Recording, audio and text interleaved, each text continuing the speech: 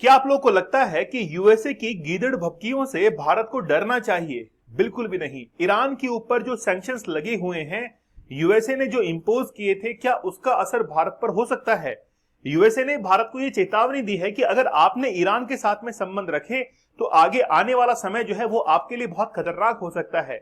ये यूएसए सबको डराता भले ही है, लेकिन ये मान के चलिए कि ये एक काटने वाला शेर नहीं है। ये वो शेर है जो केवल और केवल दहाड़ता है, जिसके मुंह के अंदर दांत नहीं है। बात करेंगे हम लोग इसके बारे में, लेकिन चाबहार पोर्ट जो है वो आज हमारे लिए क्या सिग्निफिकेंट वैल्यू ऐड कर सकता है? आप लोगों को लग रहा होगा कि पहले भी हमारे सामने ऐसे डील जो है वो ईरान के साथ में हो चुकी हैं। 2018 में भारत और ईरान के बीच में चाबहार पोर्ट को लेकर एक एग्रीमेंट हुआ था, जिसके तहत वहां पर रेलवे ट्रैक जो है वो डेवलप किए गए थे। अब जो एक्सेस मिला है वो फुल टाइम एक्सेस मिला है अगले 10 साल के लिए, और इसके साथ में मैनेजमेंट का जो हिस्सा है, पार्ट है, वो भी भारत के हिस्से के अंदर आया है।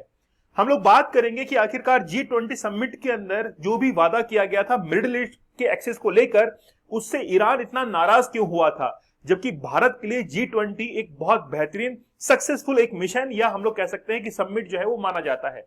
चलिए बात करते हैं कि आखिरकार चाबहार पोर्ट का आखिरकार मामला क्या है। यहां पर आप लोग न्यूज देख सकते हैं कि India's stacks in Iran Chabahar port जो है वो आखिरकार क्या है।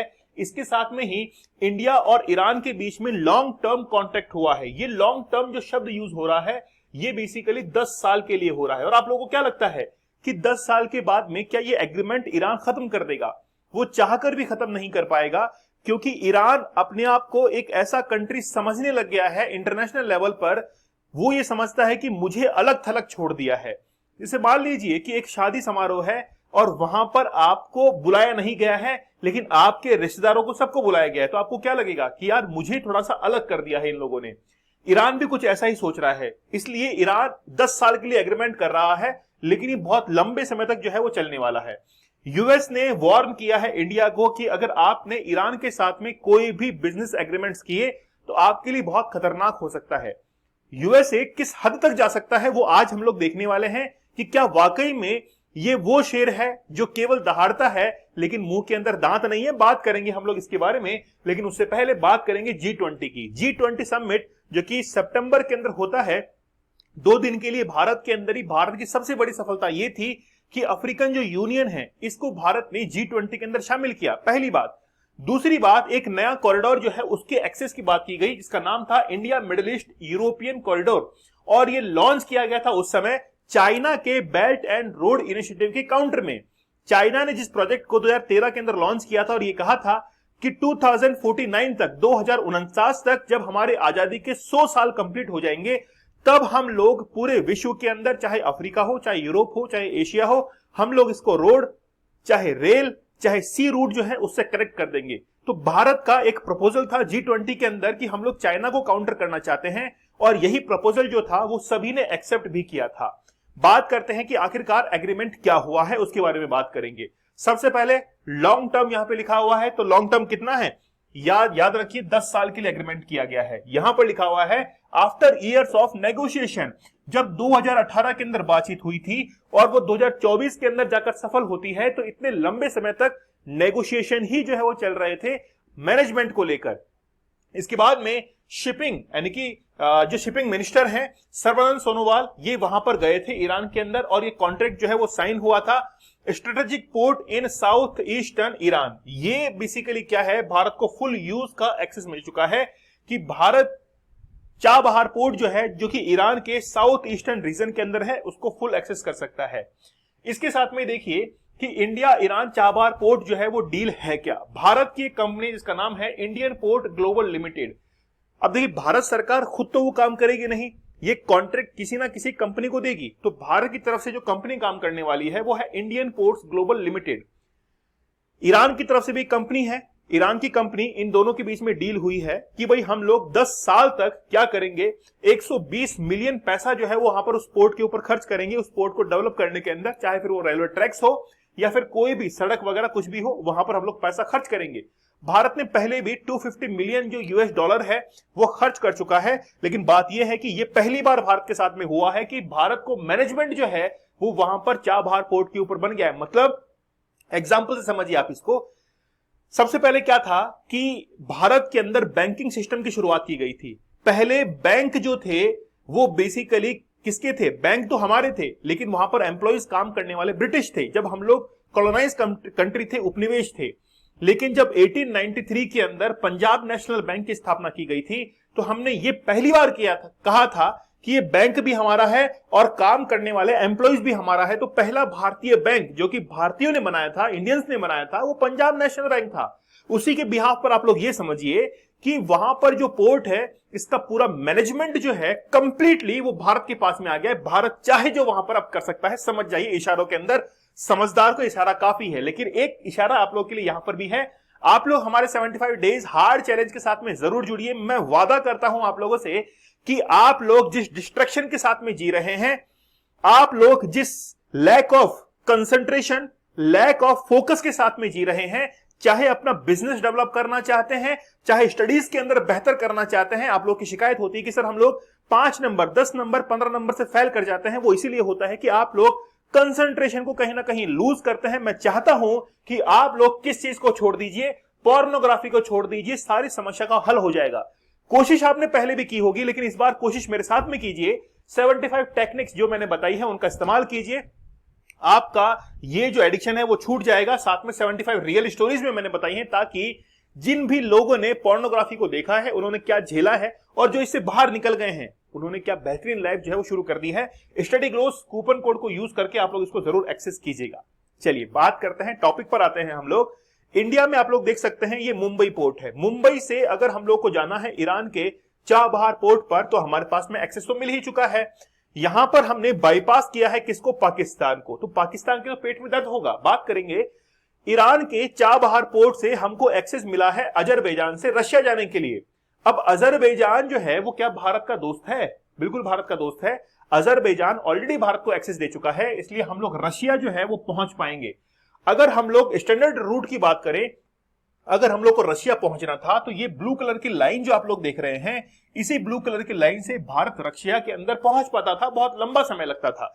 लेकिन अभी जो है वो रशिया से इंडिया या इंडिया से रशिया जाना है, तो बहुत सिंपल रूट जो है वो हमको फॉलो करना पड़ेगा। इसका एग्जांपल ये है कि रशिया ने एग्रो एक्सप्रेस एक ट्रेन जो है वो भारत के अंदर भिजवाई थी। मुंबई जो सेंट्रल है वहां पर आकर वो ट्रेन पहुंची थी, तो वो रशिया से लेकर इंडिया के बीच में आई थी। तो वो एक एग्जांपल है। साथ में ही यहां पर आप लोग देख सकते हैं कि पाकिस्तान के पास में अफगानिस्तान है। जैसे ही हमको चाबहार पोर्ट का एक्सेस मिलता है, तो एक्सेस मिलने के बाद हम लोग अफगानिस्तान काफी आसानी से पहुंच सकते हैं और फूड ग्रेन्स वहां पर सप्लाई कर सकते हैं। आज अफगानिस्तान की सबसे बड़ी प्रॉब्लम क्या है कि उनके पास में वीट, गेहूं जो है वो नहीं है। इसलिए हमने लगभग आज से लगभग 5-6 साल पहले ही जो है वो एक खेप जो है गेहूं की वो भिजवा दी थी। 2 बार हम लोग या 3 बार हम लोग ऐसा कर चुके हैं कि ऑलरेडी गेहूं जो है हमने अफगानिस्तान के अंदर भिजवाया है। जैसे अभी आप लोग को पता है कि अफगानिस्तान के अंदर फ्लड्स जो है, बाढ़ आ चुकी है, 300 लोग वहां पर मर चुके हैं। भारत जल्द ही कोशिश करेगा कि अफगानिस्तान के अंदर जो है मदद पहुंचाई जाए, और देख लीजिएगा आप लोग 3-4 दिन के अंदर भारत इस चीज को अनाउंस भी कर देगा। तो आप लोग जो है बेसिक्स को समझ रहे हैं। लेकिन आखिरकार चाबहार पोर्ट भारत के लिए इतना क्रूशियल क्यों है? कुछ पॉइंट्स के अंदर इस चीज को हम लोग समझने की कोशिश करेंगे। India can bypass Pakistan. हम चाहते थे कि पाकिस्तान को हम लोग बाईपास करें, क्योंकि पाकिस्तान को अपनी औकात दिखानी जरूरी है। पाकिस्तान यह समझता है कि अगर भारत को अफगानिस्तान के अंदर एक्सेस चाहिए तो वो पाकिस्तान के रास्ते से जाएगा। हमने पाकिस्तान से बात की कि भाई हमको ये एक्सेस चाहिए। पाकिस्तान ने कहा कि भाई तुम जो ट्रक यहां पे भिजवाओगे गेहूं के अफगानिस्तान में जाने के लिए, तो वो जो ट्रक्स हैं उनको अनलोड कर देना पाकिस्तान में, फिर हमारे ट्रक्स वहां पर जाएंगे, वापस से उस गेहूं को लोड करेंगे और फिर अफगानिस्तान के अंदर पहुंचा देंगे। भारत कहता है भाई इतनी मगजमारी कौन करेगा कि हमारे गेहूं तुम्हारे पाकिस्तान के ट्रकों में जाएंगे, तुम रहने दो भाई, तुम्हारी की बस की बात नहीं है। इसके बाद में भारत ने डिसाइड किया कि हम लोग सी रूट को लेते हुए ही अफगानिस्तान के अंदर पहुंचेंगे और चाबहार जो पोर्ट है इसका यूज करेंगे, और यूज भी किया भारत ने। इसलिए पाकिस्तान को हमने क्या कर दिया? वहां से बाईपास कर दिया। दूसरी बात है कि इंटरनेशनल नॉर्थ साउथ जो ट्रांसपोर्ट है कॉरिडोर, इसको भी हम लोग चाहे सी, रेल या रोड जो रूट्स हैं इसके माध्यम से हम लोग विकसित करेंगे, और जिससे हम लोगों को इंडिया से रशिया, ईरान, यूरोप और सेंट्रल एशिया के अंदर एक्सेस जो है वो मिल जाएगा। यह है पहली बात। फिर देखिए यहां पर चाबहार पोर्ट जो है will be beneficial to India in countering Chinese presence in Arabian sea. China का जो अरेबियन सी के अंदर प्रेजेंस है, अगर हमको काउंटर करना है तो ईरान की हमको हेल्प लेनी पड़ेगी, क्योंकि ईरान जो है वो भारत का एक मिलिट्री अलाई है, याद रखना। तो अगर हम लोगों को वहां पर चाइना से बचना है, काउंटर करना है, तो हमको ईरान की जो है वो हेल्प लेनी पड़ेगी। साथ ही में अगर हम लोग देखें कि कोई भी, अगर देखिए पाकिस्तान का जो ग्वादर पोर्ट है उसका एक्सेस किसके पास में है? चाइना के पास में है। अगर कल को चाइना और भारत के बीच में कोई भी वॉर की कंडीशन होती है तो चाइना की जो नेवी है वो पहुंचेगी ग्वादर बंदरगाह पर, ठीक है। ग्वादर बंदरगाह से हो सकता है हमारे ऊपर अटैक करे, तो हम लोग क्या कर सकते हैं कि ये जो हमारे पास में एक्सेस है किसका? चाबहार पोर्ट का, तो इन दोनों के बीच में जो सी रूट की जो दूरी है वो 100 किलोमीटर महज है, जबकि रोड से हम लोग देखें वो 400 किलोमीटर है। मतलब भारत जो है, भारत, चाइना को पता होगा कि भारत नजदीक ही है, अगर हमने थोड़ी सी हलचल की ना तो भारत जो है पास में आ जाएगा। इसलिए चाइना जो है वो क्या नहीं करेगा, ज्यादा उछल कूद नहीं कर पाएगा। साथ ही में आप लोगों को पता है कि ईरान जो है वो भारत का मिलिट्री अलाई है, कल को चाइना को हमको काउंटर करना हो तो इजीली हम लोग ईरान के माध्यम से कर सकते हैं। साथ में देखना, हम लोग उसी बंदरगाह से, चाबहार जो पोर्ट है वहां से इंडिया के लिए इंपोर्ट कर सकते हैं आयरन और शुगर, राइस टू इंडिया। देखिए राइस जो है वो भारत के अंदर ऑलरेडी होता है, लेकिन फिर भी हम लोग बाहर से इंपोर्ट क्यों कर रहे हैं? कई बार क्या होता है कि मार्केट के अंदर अपने दोस्तों से, रिश्तेदारों से ना चाहते हुए भी उधारी लेनी पड़ती है ना, ना चाहते हुए उधारी लेनी पड़ती है कि फिर एक लिमिटेड टाइम पीरियड में उसको लौटा भी देते हैं कि ये लीजिए। इससे क्या होता है कि एक विश्वास की कंडीशन जो है वो बनती है। हमारे पास में चावल खूब है, कमी नहीं है, लेकिन फिर भी हम लोग चावल मंगवा रहे हैं कि ठीक है यार आने दो ना, एक रिलेशन जो है वो भी तो मेंटेन हो रहा है। तो हम लोग उस पोर्ट से बेसिकली क्या करते हैं, इंपोर्ट कर रहे हैं राइस को, आयरन ऑर को, और बहुत सारी चीजें जो है इंपोर्ट कर रहे हैं। यहां पर हम लोग बात करते हैं G20 की। G20 के अंदर एक पैक्ट साइन हुआ था कि हम लोग मिडिल ईस्ट जो है वहां पर एक कॉरिडोर को निर्मित करेंगे जिसका नाम है इकोनॉमिक कॉरिडोर, IMEC। अब यहां पर ईरान को लेकर एक बहुत बड़ी प्रॉब्लम आ गई। हमने क्या किया, ईरान को सरपास किया। कैसे किया? हमारे पास में दो पोर्ट हैं, एक तो मुंद्रा पोर्ट है जो कि अडानी के पास में है, एक है मुंबई पोर्ट।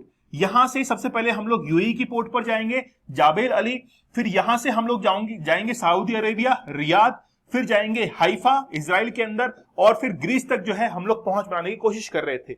यहां पर कहीं ईरान का नाम तो नहीं आया। ईरान को हमने यहां पर क्या कर दिया, बाईपास कर दिया।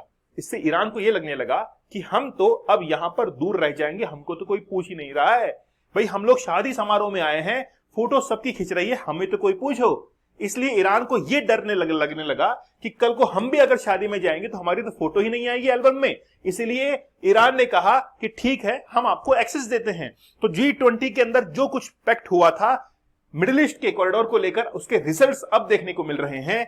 किसके तौर पर? हमको एक्सेस मिल रहे हैं। साथ ही में ये जो चाबहार पोर्ट है ये हमारे जितने भी ह्यूमैनिटेरियन जो ऑपरेशंस हैं, जैसे हम लोग बात करें एयरलिफ्ट की, ऑपरेशन हुआ था ना, ऑपरेशन गंगा, बहुत सारे ऑपरेशन चलते रहते हैं लोगों को बचाने के लिए। जैसे विदेश के अंदर कोई लोग फंस गए हैं, उनको बचाने के लिए भी ये जो चाबहार पोर्ट है वो हमारे इन ऑपरेशंस के अंदर काम आ सकता है। चलिए, इसके साथ में ये पूरा हम लोगों ने एक्सेस देख लिया है। अब बेसिकली क्या है कि चाइना जो है CPEC, China Pakistan economic corridor को एक्सेस करने पर लगा हुआ है। हम एक्सेस करने देंगे तो नहीं, लेकिन फिर भी वो अपनी कोशिशें जारी रखा हुआ है। करो तुम, हम लोग जो है अपना पूरा प्रयास करेंगे। तो ये ऑलरेडी मैंने आपको बता ही दिया है कि हम लोग यहां तक, रशिया तक जो है वो पहुंचना चाह रहे हैं। अब बात करेंगे यूएसए की कि आखिरकार यूएसए को क्या प्रॉब्लम है। देखिए यूएसए ने हाल ही में वार्न किया है इंडिया को कि अगर आपने ईरान के साथ में अगर कोई संबंध रखें तो कुछ हो सकता है। क्या हो सकता है? देखिए क्या लिखा है कि US sanctions on Iran remain in place and we will continue to enforce them. मतलब ऑलरेडी ईरान के ऊपर सैंक्शंस लगे हुए हैं, हम लोग इसको और जो है वो आगे बढ़ा देंगे। एनी एंटिटी, कोई भी अगर व्यक्ति है, कोई भी एंटिटी है, कोई भी देश है, anyone considering business deal with Iran, अगर कोई भी व्यक्ति ईरान के साथ में अगर बिजनेस डील करता है, they need to be aware of the potential risk. उसको क्या हो सकता है? रिस्क हो सकता है। भारत को डरने की जरूरत है क्या? नहीं, डरने की जरूरत नहीं है भारत को, क्योंकि यूएसए ऐसी गीदड़ भभकियां बहुत सारी जो है वो दे चुका है। जब हमने रशिया के साथ में ऑयल इंपोर्ट किया था उस समय भी यूएसए ने हमको काफी डराया था। मैंने पहले ही कहा था कि यूएसए जंगल के अंदर वो शेर है जो दहाड़ता तो ऊंचा है लेकिन मुंह में दांत नहीं है, काट नहीं पाएगा वो। आप लोग हमारे 75 डेज हार्ड चैलेंज के साथ में जरूर जुड़िए। कूपन कोड स्टडी ग्लोस को यूज करके आप लोग डिस्काउंटेड प्राइस में मात्र 300 के अंदर इस कोर्स को जरूर एक्सेस कीजिएगा अपनी लाइफ के अंदर। लाइफ चेंजिंग कोर्स है ये, याद रखिएगा। बहुत मेहनत की गई है, 75 डेज तक लगातार आपको लाइव सेशंस दिए थे, आपको अवेयर किया था कि आप जिंदगी के अंदर कैसे आगे निकल सकते हैं। आप हमारे टेलीग्राम चैनल दीपक इंदौर ऑफिशियल से जरूर जुड़ जाइए। मिलते हैं आप लोगों से अगले सेशन में, एक बेहतरीन कमेंट जरूर कीजिएगा। मिलते हैं आप लोगों से अगले सेशन में, तो धन्यवाद, थैंक यू, जय हिंद।